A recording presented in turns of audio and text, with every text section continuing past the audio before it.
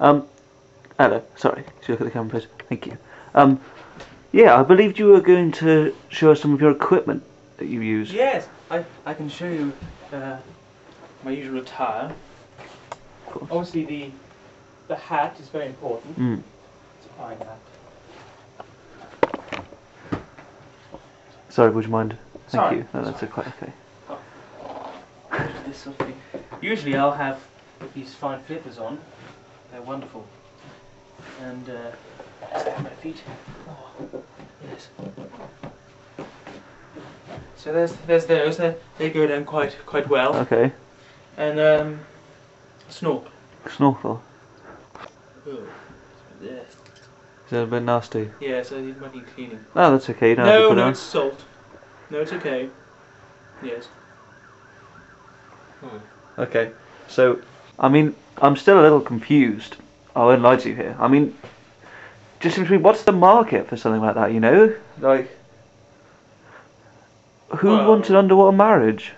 Well, lots of people come to me. I mean, as the only underwater licensed vicar in the country, then all the business comes my way, and I have my friends refer people to me if they're interested in that sort of thing. Or swimming instructors, or divers, deep sea divers, competition swimmers. They all have a passion for water. When it comes to that special moment in their life, they feel very at peace to have that ceremony underwater, wherever that may be. And similarly, if it was their funeral, they might leave it in their will to have a funeral underwater. Can you tell us how you'd start a usual ceremony? Then you're in the water. Yeah.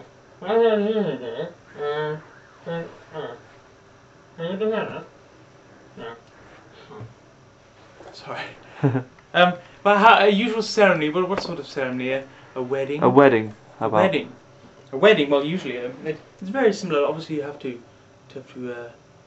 abide by the word of the Bible and traditions that people expect from a normal service in a church. So you'll have friends and family seated in, well, just sort of floating around, not seated, but sort of swimming around, breath masks on or whatever they feel is appropriate. Sometimes the elderly can't aren't quite up for that activity, so they have to pursue other means, like just sitting nearby or with their feet in the water or something. Yes, I guess that's a kind of an act, isn't it? A meaningful act. Yes. It's fine. It's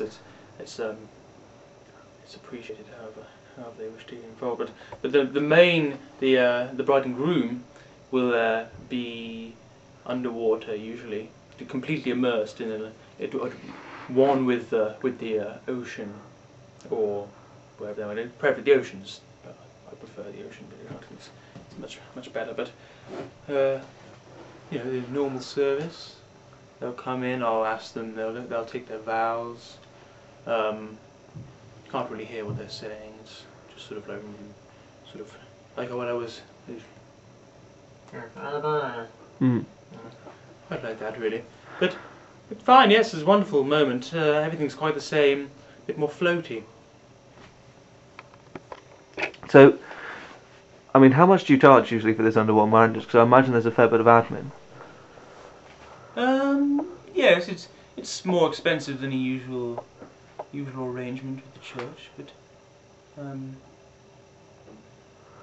I'd say probably 3 or 4 times the sort of usual price. It depends where we're travelling. If they want to have the ceremony take place in a specific location, like the North Sea, then obviously I've got more travelling to do, and that would incur a higher cost. There have been some pretty strange requests. Freezing waters and that sort of thing. Someone asked me once to perform a ceremony at a rather treacherous depth. into the ocean. They were a free diver, and they wanted to have a ceremony in that sort of environment, but it wasn't really appropriate. No one could actually withstand that apart from the bride and groom. So that had to be changed to a swimming pool